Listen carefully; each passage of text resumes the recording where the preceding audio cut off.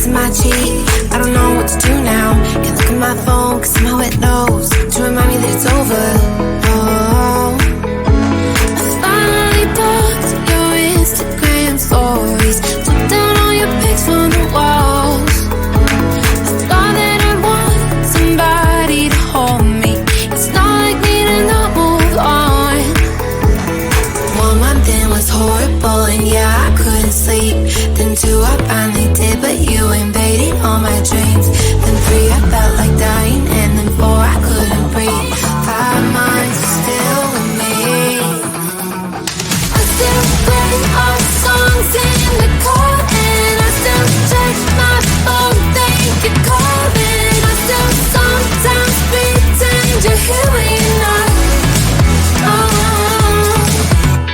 And I still wear your t-shirt to bed, and I still read the text you would send, and I still wish that you were here but you're not.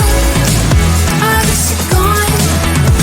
Thought it'd be a little clearer after some time, and I would see only me in the mirror, but you're still here looking at me.